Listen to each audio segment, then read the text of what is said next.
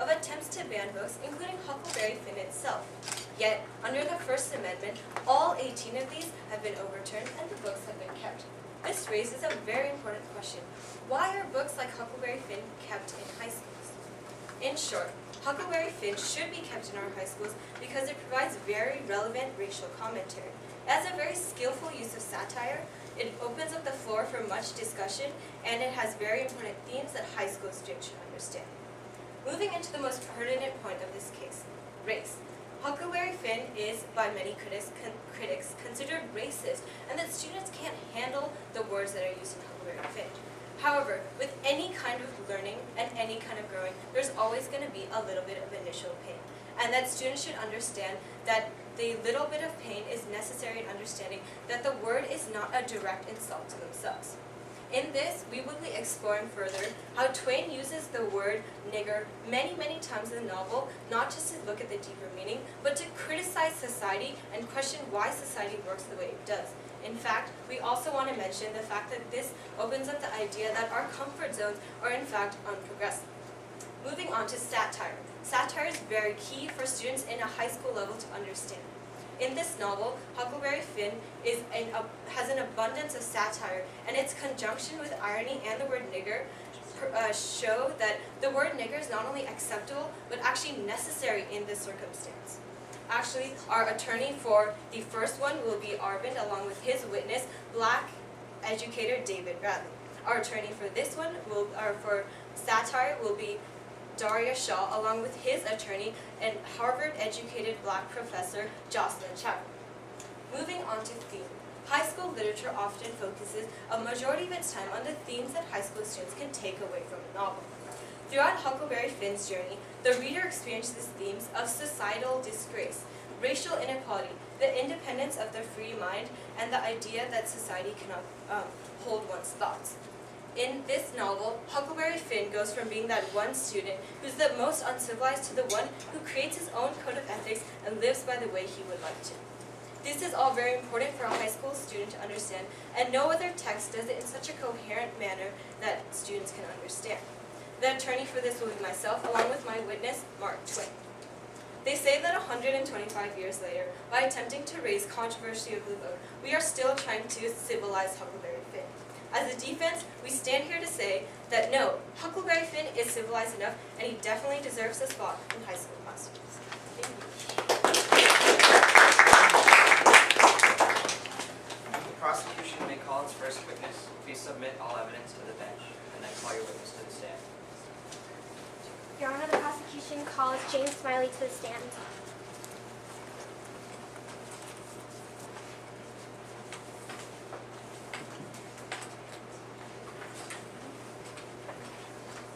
Please state your name, spelling the last for the record.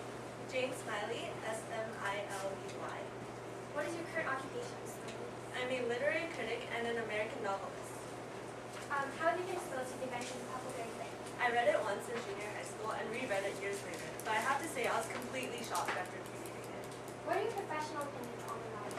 I think it poses serious threats to students because the villain here is Mark Twain, who fails to institute any clear theme. This is illustrated through the muddled plot as well as the poor characterization.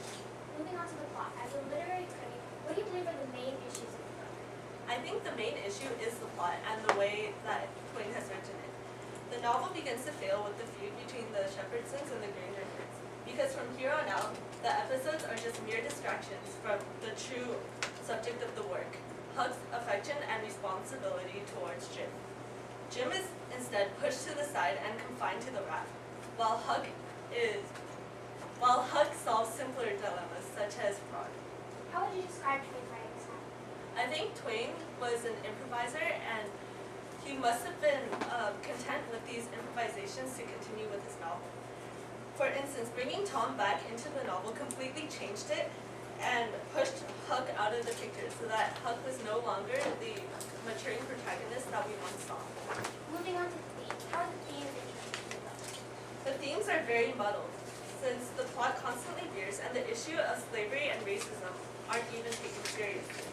Twain never takes a clear stance on the issue, which makes it seem as though it isn't important. How does Twain make commentary to the characters in the novel? He doesn't. Throughout the novel, Huck is portrayed as a hero, which is an inaccurate depiction of the character. Huck is seen as a hero because he tries to free Jim. However, he never recognizes Jim as an equal, so Twain fails to make any commentary on slavery. What kind of message do you think Huck Finn sends to readers in that? I think that the entry of Huck Finn into classroom sets the terms of discussion of racism as well as American history extremely low.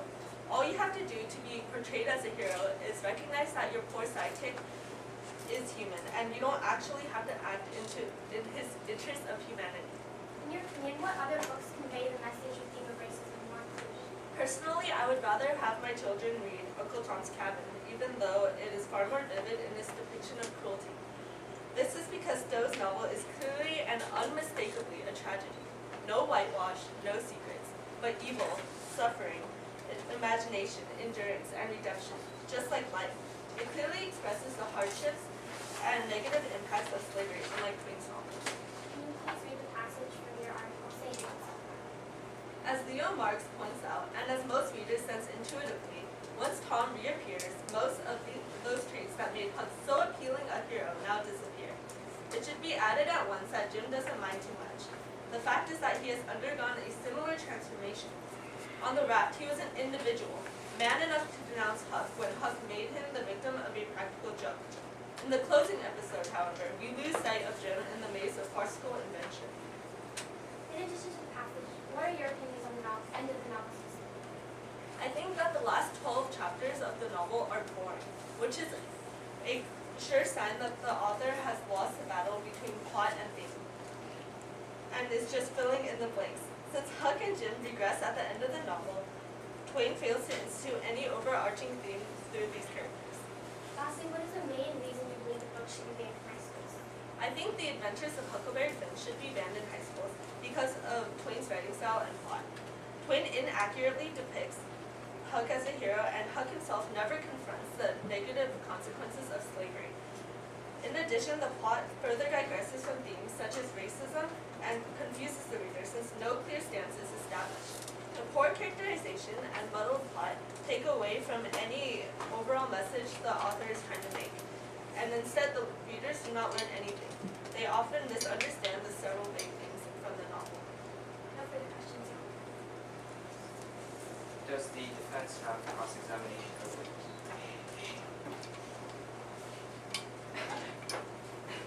Thank you for offering to have me cross. So to begin, can I get my evidence?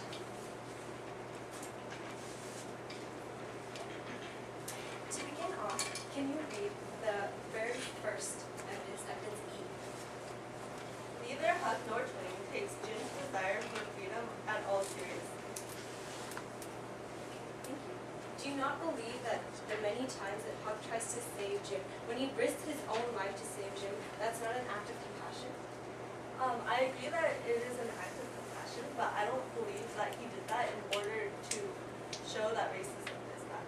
Okay. How about the time when, at the kind of climax of the novel, he says, "All right, I'll go to hell," in terms of saving Jim. Does that not show Huck's digression from society's opinions of race into forming his own?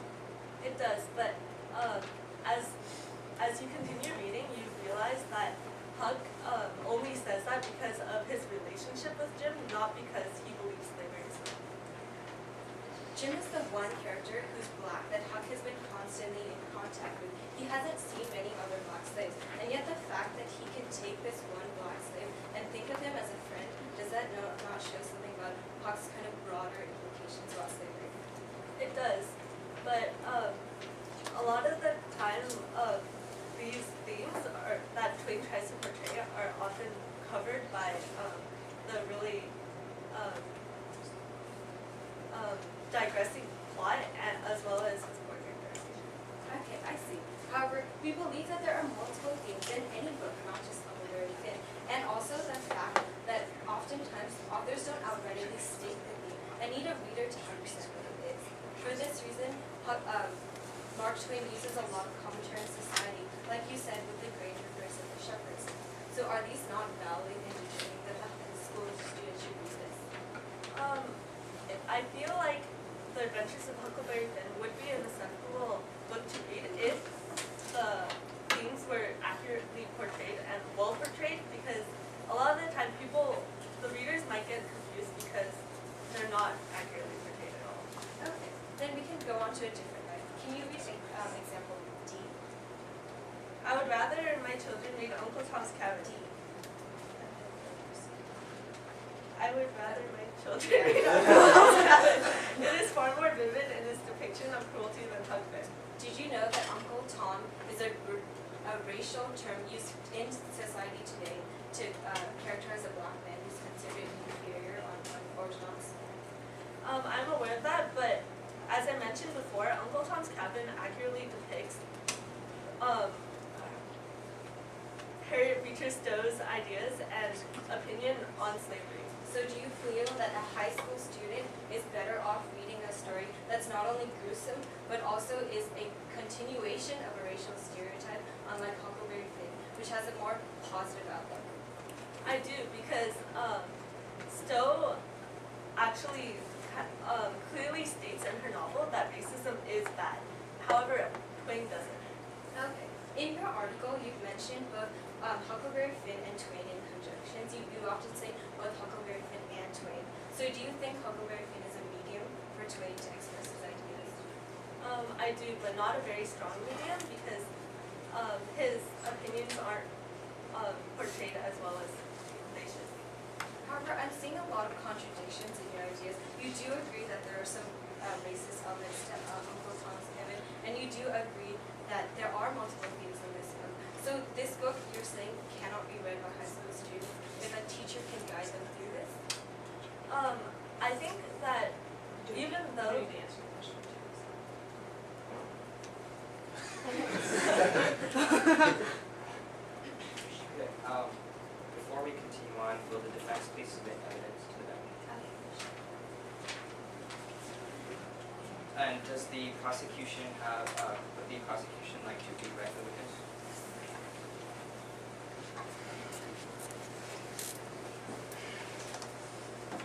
So what do you believe the main difference between Uncle Tom's Cabin and The Adventures of Huckleberry Finn is? I think Uncle Tom's Cabin actually says clearly that racism is bad. However, The Adventures of Huckleberry Finn doesn't, because of its big themes. So going back to the themes, how would you describe the themes in the novel specifically? Huckleberry Finn. Okay. I think there are too many for a reader to comprehend, and there's just too much going on in the plot for the reader to clearly understand what Twain is trying to say. Finally, how would you describe Jim's relationship with Huck, and do you think that it basically Huck also feels this way about other people too? I think that Jim's relationship with Huck is very specific. It's a very specific relationship because Huck doesn't feel that way about other black slaves. Instead, it's only Jim that he tries to set free. And Austin, Thank you. The prosecution may call it second. The prosecution calls Peaches Henry.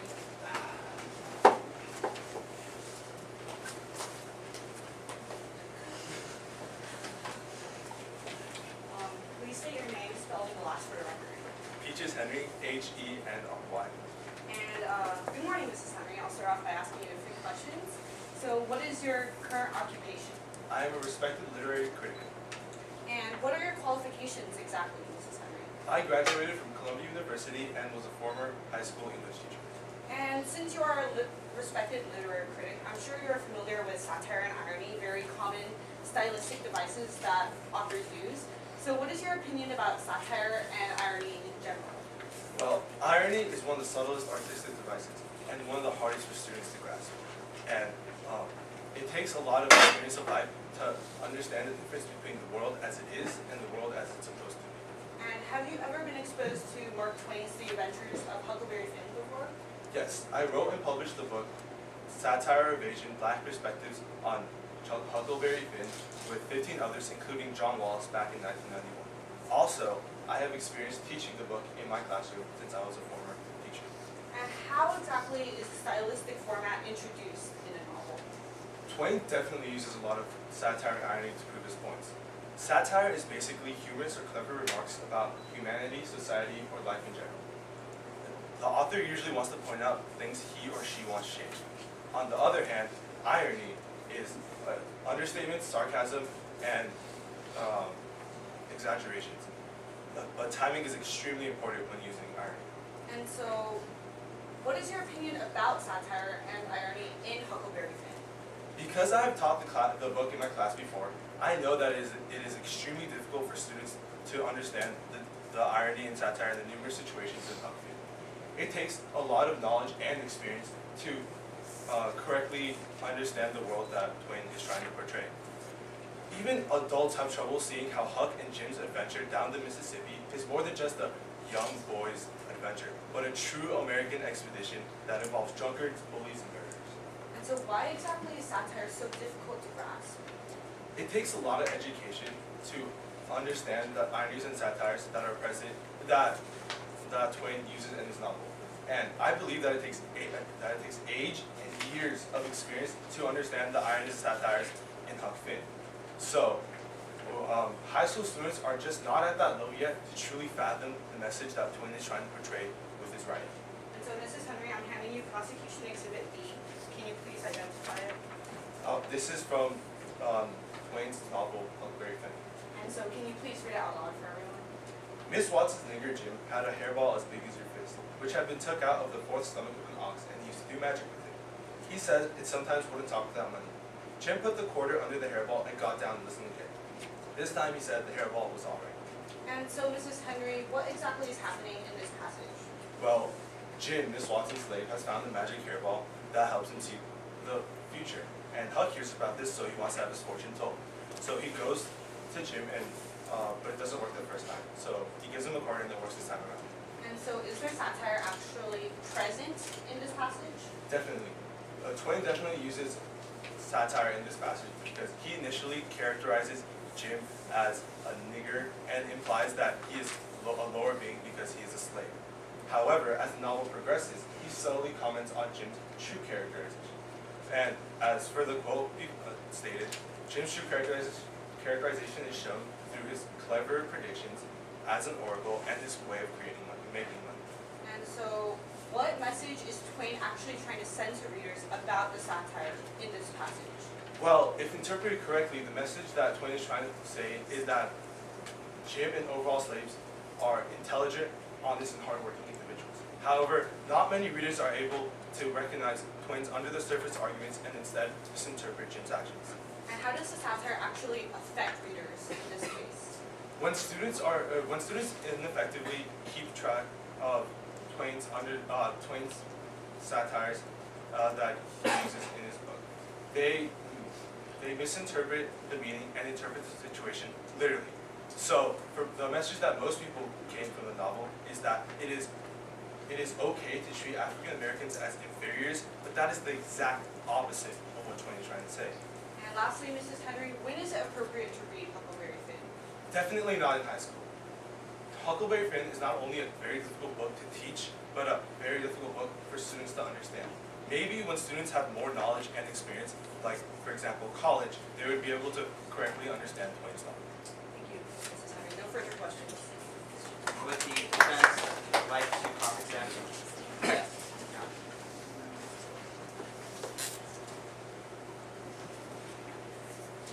Miss Henry, you said you're a former teacher, but as you said, you do not think that Huckleberry Finn is acceptable for high school classes because you think it's too detrimental for them. Do you think, as role of a teacher, that you should be there in order to help them get over this? Yes, but like I said, the students themselves are not able to comprehend. This doesn't always fall down to the teacher. So you mentioned that you wrote a book on this with collaboration of other people. In an essay that you wrote, you said that you had researched an experiment or a survey that a panel had taken of whether students had been able to understand Huckleberry Finn and, like you said, the deeper meaning, not just a little boy's adventure down a river. Well, this panel came out and what they said that they were not acceptable for 6th graders. But you, in your essay, could you please read the highlighted portion of it?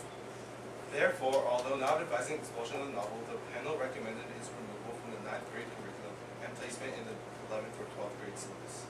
So while you're saying that it's not, you said that specifically that it's not acceptable for high school, but you're in your essay, you cited that it's not acceptable for 9th grade, but it should be kept in the 11th and 12th grade. Is this not a contradiction?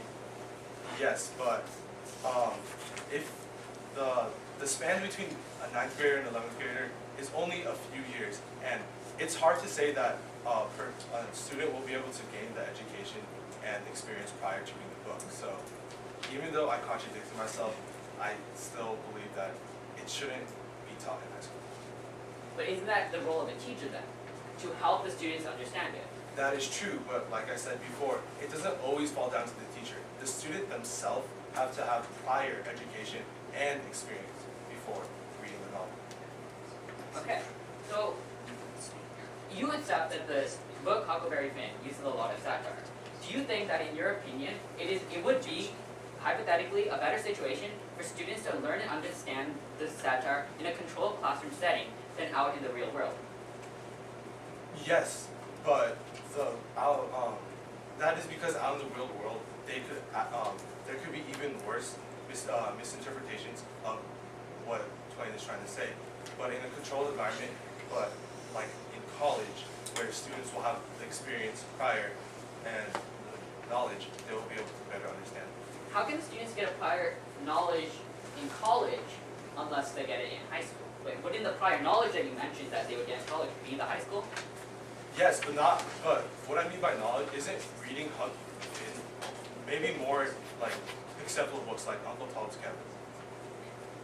Okay. So, well, you said that the satire in Huckleberry Finn, but do you not agree that during the time that you wrote it, Mark Twain was a master of satire, and that is why instead of Uncle Tom's Cabin, Huckleberry Finn should be read, because it has satire from someone who has made, as people have called, created the satire. Yeah, I agree that Twain is a master of satire, but his satire is very advanced, and students in high schools may not be able to completely comprehend the satire that Twain is trying to create. So in your opinion, let me just get this clear. In your opinion, you feel that the satire in Huckleberry Finn is too advanced for high schoolers. So for that reason, Huckleberry Finn should not be read in the college class, in high school classroom. Yes. Okay. So now let me give you another example.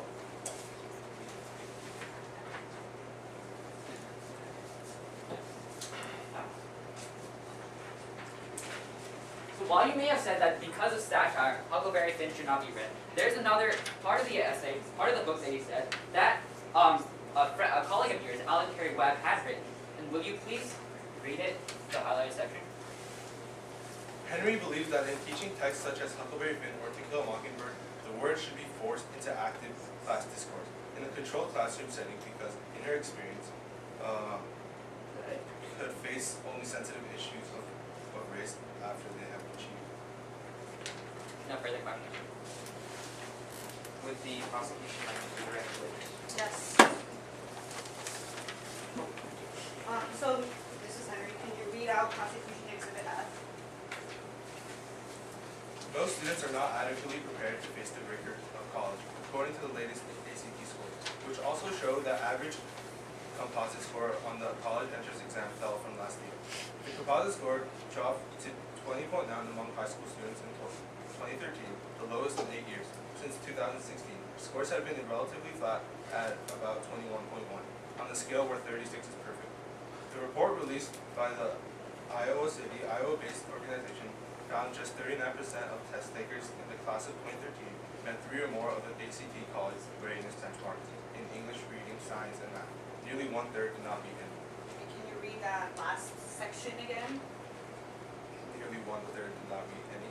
And so, doesn't the ACT include English scores? Yes. And so, don't you agree that the students are the ones who actually take the test, not the teachers? Yes. And even though teachers may be, well-versed in teaching Huck Finn, would students be able to still understand it? No. The witness may not answer your question. Witness may step down. Prosecution, please call your third witness. The prosecution calls John Wallace to the stand.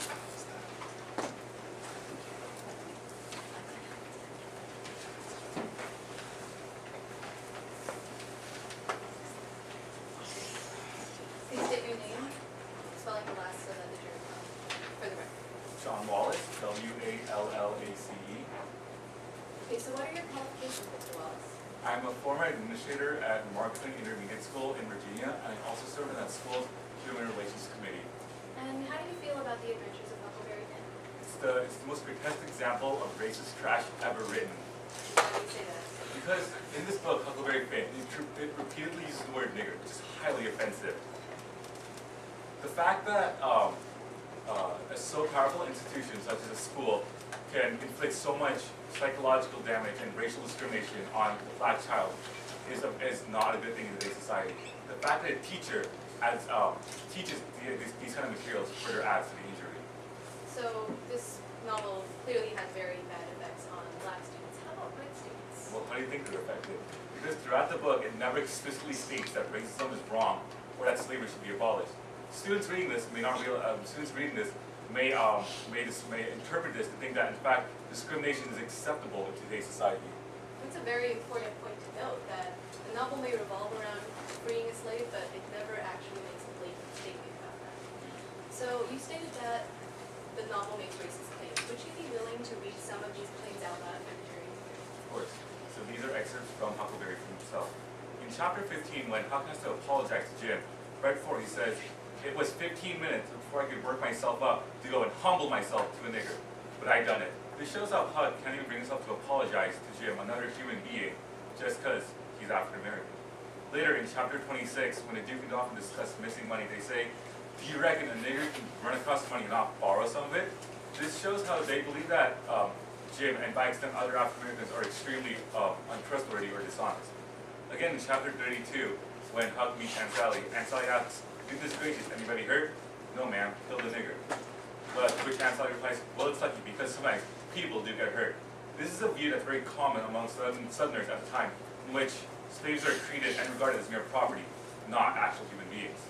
So in your experience as a high school administrator, does reading novels like this perpetuate social stigma, or does it actually teach students? Well, I think there's a clear distinction between teaching students something and teaching them that something is wrong.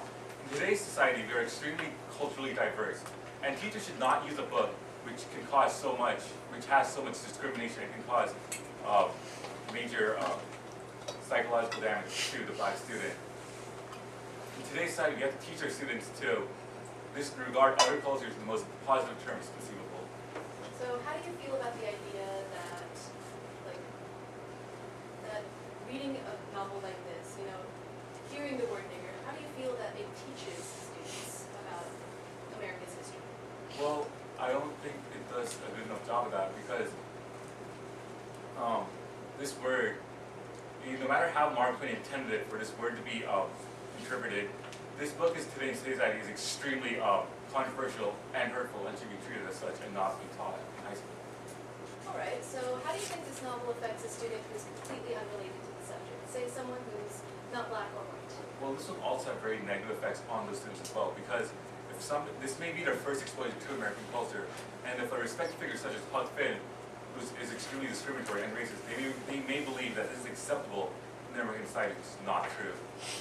All right, so one of the primary arguments made about keeping the book is that reading this novel and understanding where the rights views came from would teach students and help them understand America's history better.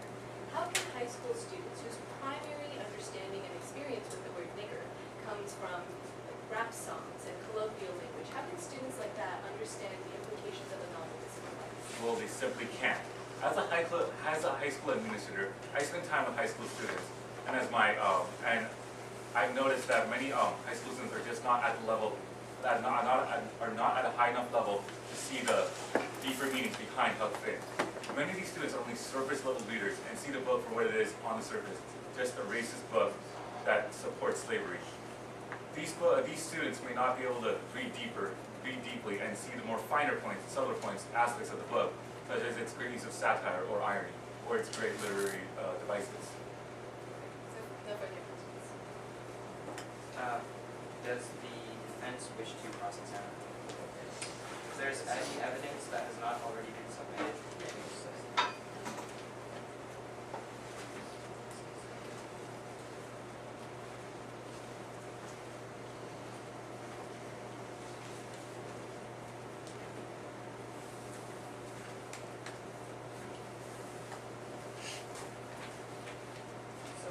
afternoon, Mr. Moss. I'll start off this cross-examination with a very simple question.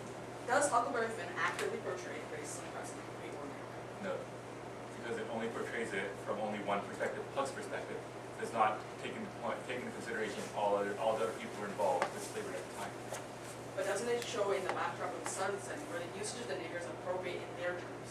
Correct, yes or no? Isn't the backdrop, the usage of the word nigger, consistent with how it was used at that time in the South? Yes, it was. Thank you. So we have established that Twain accurately describes the conditions of the time. Now, can you please read this excerpt?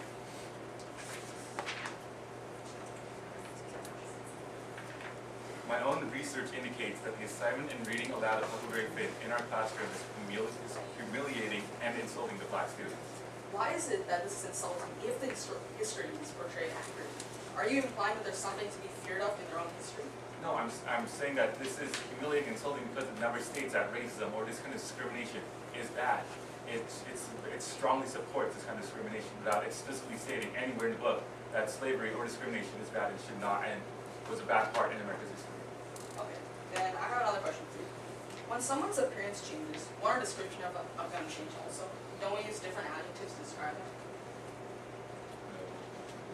When, okay, let's say you're wearing a blue shirt and the next you're wearing a red shirt, but I still say you're wearing a blue shirt. No, thank you. So in that sense, hasn't the definition or how the black race, haven't they progressed? Are they still under the same subjugation they were originally? No, now they're in a better state. They're more racially accepted. Is that not true? Yes. Yes. So the point is, can we not agree that the nigger doesn't have the same connotation on them? Does it still refer to them? They're no longer the same inferior people they are. So the N-word therefore doesn't the N-word no longer properly describe them? Doesn't this? I object for narration. So the word nigger, does it have the same meaning on them? Are they still the same Yes, inferior because people? no matter how it's used, it's still a very discriminatory word. Are in they today's still society. inferior? No, they're not. Thank you. So that's if you avoid teaching this book, that itself is a form of racism. We're implying they're inferior. We're implying that they should fear the word. That's why we're hiding it. They're niggers. That's what we're implying. There's no need for them to be heard if it doesn't apply to them. Correct? No, because no matter how this word is used, it's still extremely hurtful. It's only hurtful if it applies to them, right? Does it? If I'm describing it and it doesn't apply to you, why should you be hurt? Because it's like other racial derogatory, like racial slurs. The purpose of teaching Even people who are not of that race may still be offended. the purpose of teaching this book is for them to understand that they are no longer niggers. They're But there are no better longer options to do this, such as Uncle Tom's Cabin.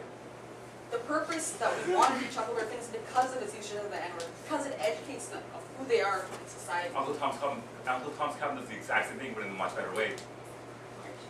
This argument of deflecting and going to an alternative book doesn't explain to me why you can't teach Huckleberry Finn. Because it never explicitly states that racism is wrong, and that racism is still prevalent in society, which is not true in today's society. I'm going to ask another question. Is ignorance bliss? No. No. So shouldn't they be educated about who they are? Are you telling me we should allow them to go into the Yeah, real we're world? still educating them with Uncle Tom's Cabin, which Is is a very racism, educational is tool. racism present in the modern day world? Yes. Yes. Then shouldn't they be educated about how to deal with it? But racism is not as prevalent as it was back during Huckleberry's time. You answered the first question stating that racism is present. That's all I wanted to know. Yeah. Now my question is, shouldn't they know how to deal with it? If anyone calls them the N-word, if anyone uses racist slurs towards them, shouldn't they know how to deal with it? Yes. Yes. So can't we agree that this book demonstrates exactly how the N-word was used in that time? At how that time, but not in exactly, today's time. so how it no longer applies to them. How they shouldn't be heard by the usage of the word because it doesn't apply to them. That word was used in that context at that time, and it's changed. They have progressed, and don't you think we should educate them about the fact that our race has progressed and it no longer refers Yeah, to but there's no point in educating them about how that word was used back in Southern time if it's not used in today's society. Does the prosecution wish to redirect the witness? Yes.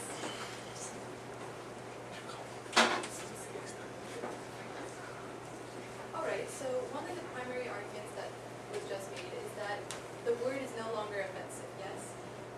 Then shouldn't there be no reason to feel offended? I agree, because even in high school, many other students I've talked to have felt offended by this word. Yes, can you please read the first quote at the very top of the page? I was beyond offended, Elizabeth Fair says. Basically, we had a discussion for 2 weeks about the word nigger, the N-word, and it was extensive. Why the word is this way, why slaves act in certain ways, it was really offensive, really degrading. It made me feel like a lesser person. So if there was no reason to feel offended and the word didn't imply anything anymore, then people wouldn't be offended, right? Indeed. Can you read the third excerpt? It reflects on African American history back then, and like I said, it's a history that nobody wants to relive. The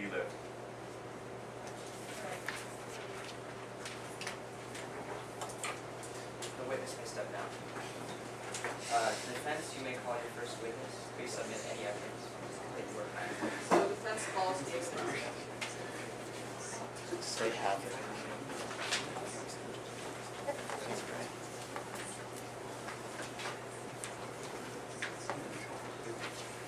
Okay, good morning, Mr. David Brown. So, can you please tell us what makes you refuse? I am a professor at Oregon University, and I go on tours going from school to school, lecturing teachers on why they should teach Huckleberry Finn and how they shouldn't be scared about the book. Okay, good. So I'd like to start off this conversation by asking, why do you think that this book should be taught, even though many people view the very significance as painful? Well, the word nigger is painful, but only when it is interpreted with its negative implication. By not teaching the book, instructors are implying that the word has importance. They are implying that the word nigger, with its derogatory implications, is still relevant and necessary in society. This is false. Nigger, you can call me that, I won't feel anything, because I know my race has progressed from such a state. So, another question. Are there any other benefits of this novel being taught in the classroom environment? Yes, what's the point of a classroom environment when you aren't allowed to learn, right? Right? So,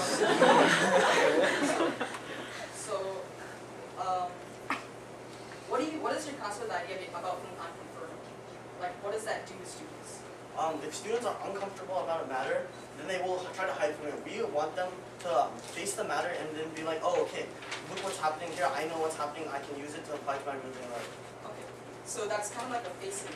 Can you elaborate more on this idea of facing problems rather than hiding? Yes. Today, high schoolers face many problems in their life, and if they aren't educated about how to deal with problems that make them uncomfortable, they will always hide from it and nothing will be solved. By teaching them about Huckleberry Finn, we are telling them, oh, look at these problems that we are facing every day. If you learn to see how we can solve these uncomfortable problems, then you can apply it to your own real life and everyone can face what needs to be done. It's the idea of facing things. Next, what's your take on the word nigger?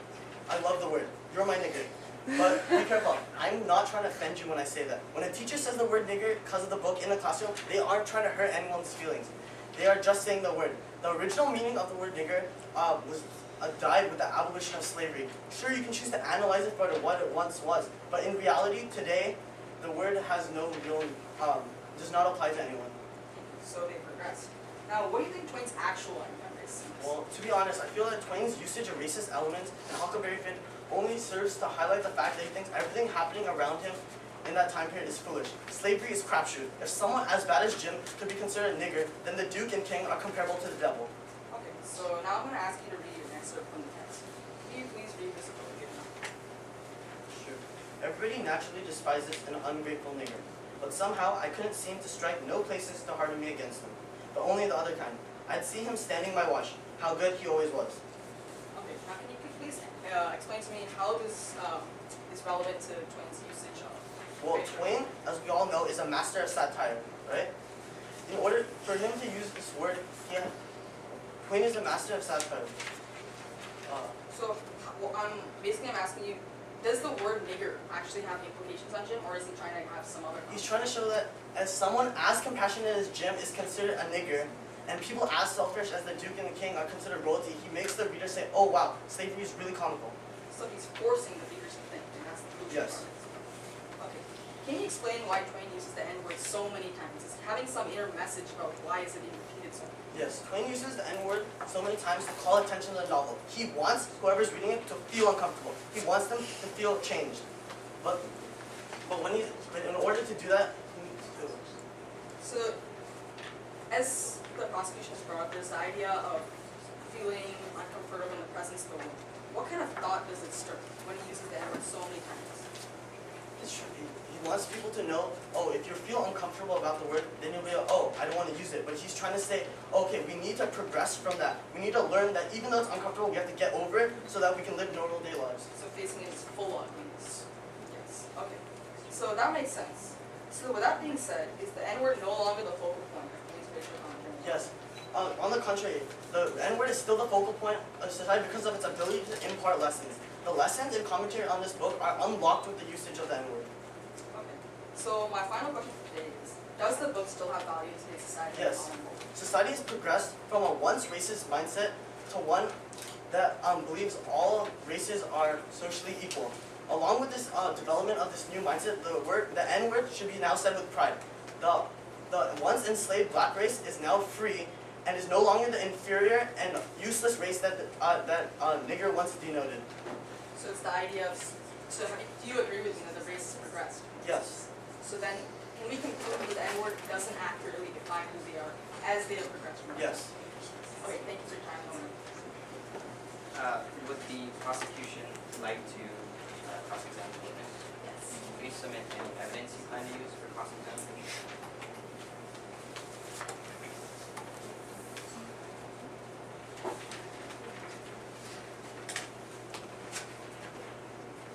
Mr. Brown, how are you today? Good. I'm I'm great. So, one of the things I thought was really interesting is one of your primary arguments is that the word nigger no longer has the implications it once used to get. Yes. So, if it no longer has the offensive implications it once used to, then people shouldn't feel offended, right? Yes. And yet they are. Would you agree with that? Yeah, because they're not educated on the fact. Yes, they're not educated on the fact. But the problem is that reading Huckleberry Finn is what's making them feel offended. So, according to your argument, reading Huckleberry Finn should make them feel less offended and accept their own race and their history. But instead of doing that, it's making them feel discomfort. Is that correct? Apparently to you, yes. Okay. So just a personal question is, do you personally feel that the word nigger is offensive? No, not anymore. It used to be offensive, but now we have learned to adapt from it. So what about the word makes it offensive today? Is it simply the meaning or how it's used? I personally think the word isn't offensive today, but some people will think so. I can't speak for everyone who believes so, but I feel like they think it still applies to, when you say it to an African American, they feel that you're calling them inferior. But the reality is, the word has changed over a period of time to just be a word. It has no actual meaning in society. All right, so in an interview that was conducted a little while ago, you happened to be asked the very same question, but you responded slightly differently. Can you please read prosecution exhibit H? But the word nigger is hurtful. The word is not hurtful. How it is used is hurtful. People who are saying it is hurtful. Who's saying? Right, so you claim that in this interview that people who are saying the word are hurtful, depending on how it's used. Within this novel, is there any point where the word nigger implies something good? It doesn't imply something good, but it doesn't imply something bad. Or it implies that Jim, it doesn't call Jim anything. It's just like a word to use for like black people during that time. Okay, then why are there many circumstances in the book where, nigger is implying that Jim is inferior, where Jim seems to be called a nigger and therefore he should be left out on certain occasions? But you have to know this is during that time period. During that time period, everyone felt that black people were inferior. That's why slavery was so prevalent. But today, slavery is not prevalent, so obviously the word nigger has changed over time. So it's changed, and therefore, the past is no longer relevant to what the book is saying, right? Then, is it right to force students to relive that history if they feel that it's hurtful? No, as you said, people today feel that the word still has implication. They feel that it makes people feel inferior. If students are still reading the book and they can learn about what makes them uncomfortable and they can progress above it, and then so everyone will learn, okay, the word does not mean anything. If you just call someone the word, it's just a word. It doesn't have any implications to the past. All right, so another question I have is, I'm sure you know the F word. Yes. So the F word, it's a fun fact, is that if it's used in any movie more than once, that movie is automatically rated R. So, how is it that a word that's on par with the F word, can be used 219 times in one book and not be rated R? Because this book was during that time period where the N-word was okay. It was like a normal word. Like it was like the or hi. Like it was a normal word. It didn't have anything. People didn't say, oh, this is a bad word. You cannot say that. They used it in their everyday language to call a black person. Yes, that was back in the 19th century, Yes. but today, that word doesn't have that same meaning. It's not some word that you can just use that way. Today, that word hurts people, and there's many examples of when it hurts people. So, is it right to use that word in a situation today when people are easily hurt by it? But people shouldn't be hurt by it because it doesn't have any actual meaning. They shouldn't, hypothetically, Yes. but they are. Yeah. Answering for would the defense like to redirect me? Yes.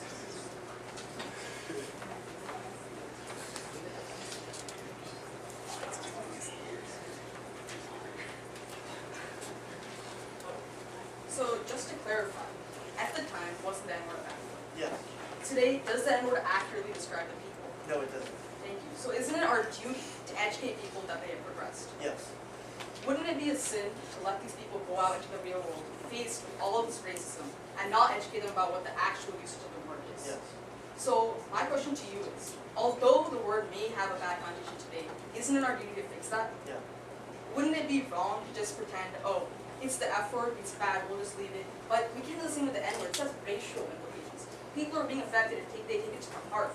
So in this sense, my question to you is, isn't it to their benefit if they know exactly how the word was used, so they know that it doesn't affect them, it Yes. doesn't refer to They need them? to learn that it's progressed over time and it Yes. doesn't apply to them today. Their race has progressed. Yes. So when someone changes, that same word doesn't have the same implications. Yes.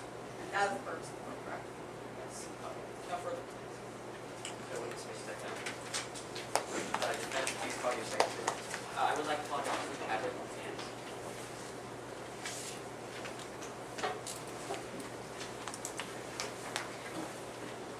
Ms. Chadwick, I would like you all to begin to tell everyone in the trial room, what is your credibility? I have spent more than 30 years as a scholar, a writer, and an author. I am nationally recognized as a Mark Twain scholar. I even wrote the book, The Jim Dilemma, which argues why the book should be kept rather than banned. I'm also an expert on issues such as censorship and racism, particularly in education. And currently, I prepare appropriate content for teachers nationwide. Ms. Chadwick, would you please read the section of the Common Core standards labeled qualitative dimensions of text complexity? Okay, sure. In the standards, qualitative dimensions and qualitative factors refer to those aspects of text complexity best measured or only measurable by an attentive human reader, such as levels of meaning or purpose, structure, language conventionality, and clarity, and knowledge of demands. This standards goes on to say that under these levels of meaning and purpose includes satire. And as a critic and a professor, what are your opinions of satire? I feel that satire is very essential.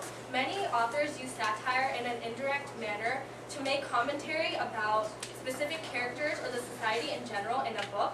Thus, it is essential for readers to dig deeper and interpret the satire correctly in order to understand the book overall. Now, Ms. Chadwick, have you read Huckleberry Finn? Yes. So, in your opinion, what role does satire play in the novel Huckleberry Finn? Satire plays a very essential role because it is Twain's key implementation in the novel in order to make subtle points which can often be interpreted in a literal way.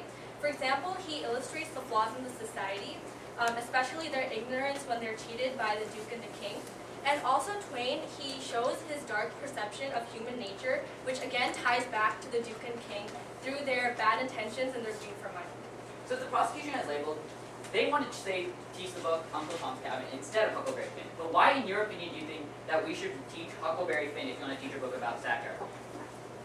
It is definitely different than other books of satire because there are so many themes which are prevalent behind the novel, such as racism, slavery, hypocrisy of the society. There are so many. How would you respond to critics saying that satire in Huckleberry Finn is really vague and ambiguous? Well, many people, this is like the main controversy. Many people believe that it is the most grotesque example of racist trash ever written. And many people have the difficulty because they are faced with, they are colored by their experiences or that of their family or the society in general. What role does satire play in the interpretation of specifically racism in this novel? I just particularly feel that they have to confront it, period. If they aren't able to confront it, it should be in a controlled classroom where the teachers are able to understand the book very clearly so that the students in particular would be able to interpret the book correctly. Would you please read the quote on page 221 that starts with "we blew"? Yeah, sure. They blowed out a cylinder head. Good gracious, anybody hurt? No, killed the nigger. Well, it's lucky because sometimes people do get hurt. So this conversation is between Huckleberry Finn and Sully. And there's clearly some satire that Twain is trying to portray. So why is the satire that Twain uses so important to understand the racism in this book? He forces the readers to stop and consider the irony of the statement. When someone has clearly died, Aunt Sally just ignores it and just moves on as if no one has died. So Twain satirizes the extent to which black men were viewed as worthless and shows how comical it is to devalue any man to such an extent. Now, in your opinion, can the satire in this book be misinterpreted? Yes, definitely. That's like the main controversy over here. Yeah, and many people believe that they get hurt because the book shows a lot of harsh effects of racism and slavery, but you have to move on. We Americans, particularly African Americans, have to understand the book, and as painful and wonderful as the history may be, so that we can successfully determine our future. So, based on the above reasons that you've given in this previous question, what is a way that Huckleberry Finn can be shared without misinterpretation occurring? It has to be in a controlled classroom so that the teachers who understand it clearly would be able to teach the students the book in a right way so that they'd be able to interpret it correctly and not be offended by it. Because it was part of our history. No further questions. Let me make it clear, when I asked for your evidence, I meant all of your evidence. From this point on, if any evidence is used before it is submitted, it will not be considered valid. And with that, does anyone want to submit? Prosecution, you may cross. Good morning, Ms. Chadwick. I have 2 questions for you. So, are you a literature graduate from Harvard? Yes. And so, because you have an English degree, doesn't this mean you're a little bit more experienced with literary techniques than the common person, like a student? Yes, I have. I'm very fluent with all aspects of the book, such as the satire, as I mentioned before, and the way that Twain uses satire. And so, aren't you also a high school teacher? Yeah. And wouldn't you say you understand students pretty well then?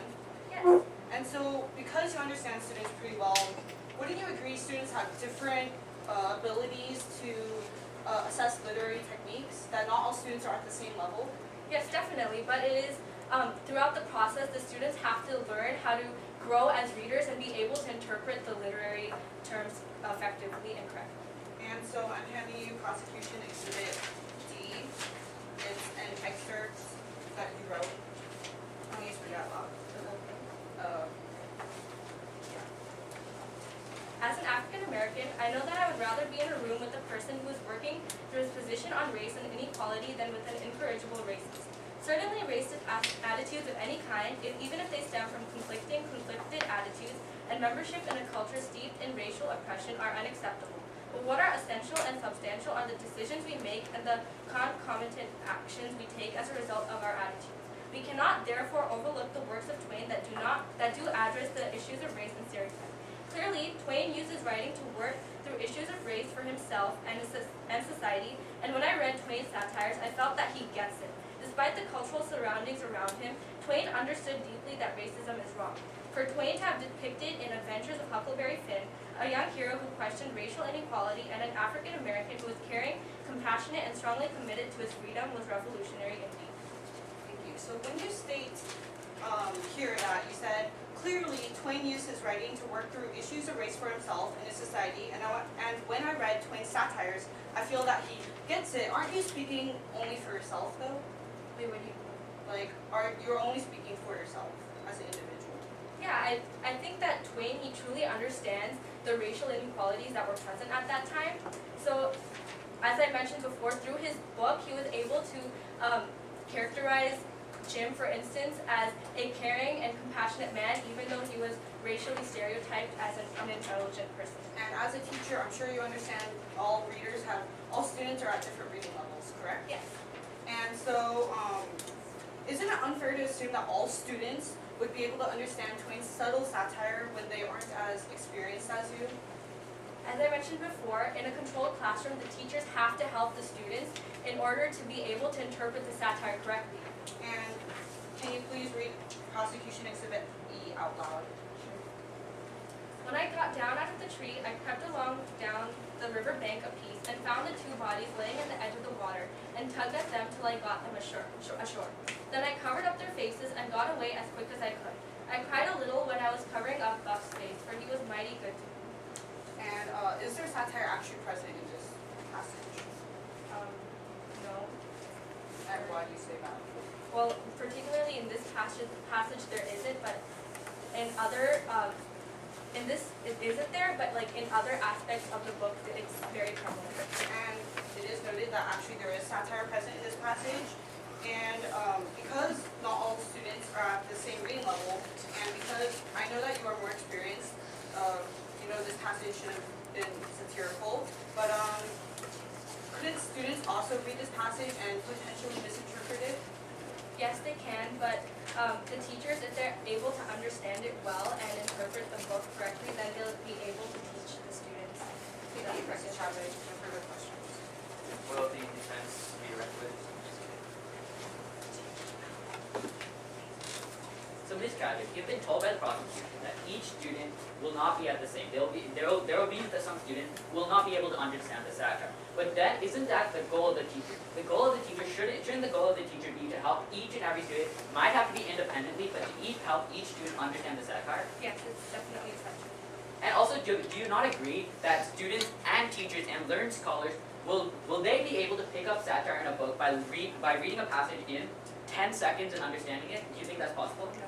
So do you not think that if you had more time to read this passage and to understand the passage, that everyone, even students who are a little behind, will they be able to pick up the satire? Yes, definitely. It takes time, but like if you are able to, it takes time. They will be able to interpret it correctly eventually. So you think that even if students had read this passage but had given the right amount of time, not just 10 seconds to think of an answer, they would have been able to recognize the satire? Definitely. No further question here. Very much the witness will step down. Please call your last witness. Let's bring Mark Twain to the stand.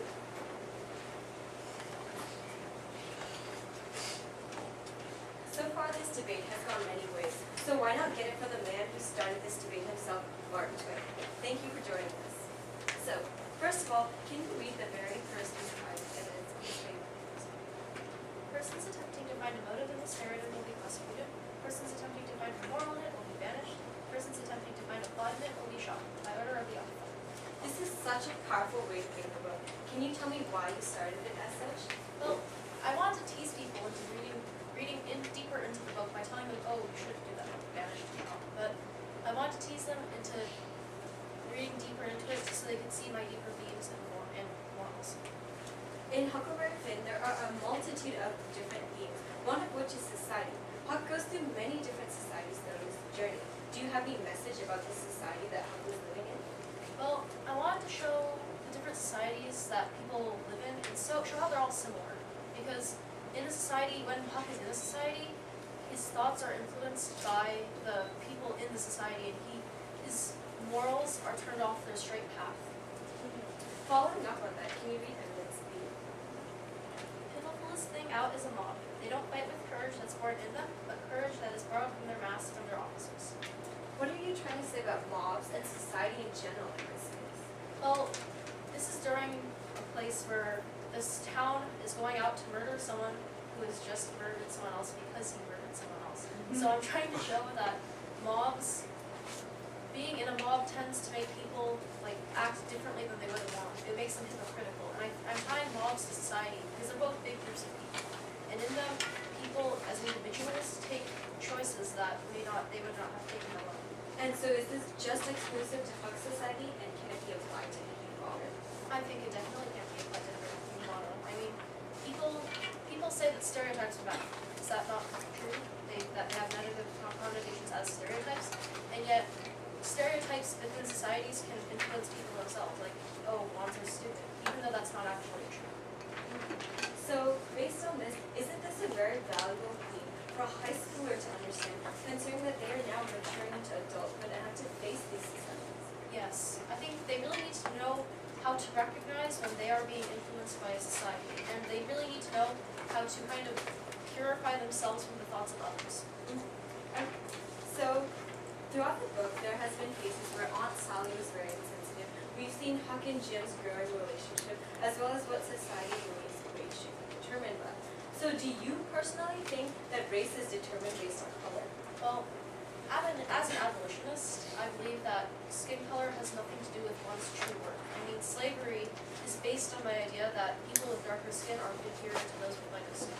And I believe that that is kind of a stereotype. It's just something that's completely untrue but society imposes upon us to believe.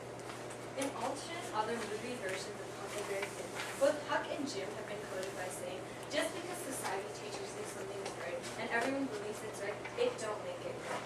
Do you agree with this? To agree with that, I would like to kind of override that because that is really what I'm trying to say. Because just because society tells you something is true, Asians are bad drivers, blondes are stupid, it doesn't mean that it's actually a true fact. You should not apply that to your actions in everyday life. So throughout the book, Huck starts off very uncivilized. He can't sort of fit himself within society. But towards the end, he becomes a person with his own ethics. He becomes to think for his own, even when society tries to hold his back. Are you trying to have a deeper message in this? Yes, I'm showing sometimes how when he starts out in society, he feels uncomfortable. He doesn't fit in. He isn't allowed to make choices that he wants to make. And when he's out of society, he is able to show what he actually wants to do. For example, out of society in the forest, he decides that he's going to save Jim. Once he gets back in, he follows Tom Sawyer's ideas about saving him in some stupid, elaborate way. And I'm trying to show that society kind of steers one off the straight moral path. Okay, so we're seeing so many different themes that are coming into one coherent novel, and yet a lot of high schools think it's appropriate to ban the novel. What do you say about this? Well, I think that they need to look past the racism that was, well, kind of current in my time. They need to look past that and to look at the deeper themes that I was trying to portray, such as society's evils towards yourself. And you need to kind of distance yourself so that you can think of what your true ideas and meanings are. And as a final question, Huck's journey, he develops a certain sense of liking towards Jim. Can this be extended to Black people in general? Well, Please no. don't answer the question. Time's up. Thank you. Would the prosecution like to cross-examine? Yes. Good morning, Mr. Chairman. So would you agree that The Adventures of Huckleberry Finn was written or takes place during the pre-Civil War time? And so slavery is an important issue at the time. Yes. And slavery is also an important issue in the novel. And so slavery and racism are very closely connected. So would you agree that there is a strong theme of racism that's revealed in the novel? It is shown in society that society itself thinks that racism is bad. It is. People are very racist towards Black people, but as Huck distances himself, he shows that truly people do not want to be racist. So has Huck ever come to the realization that racism is bad in the novel?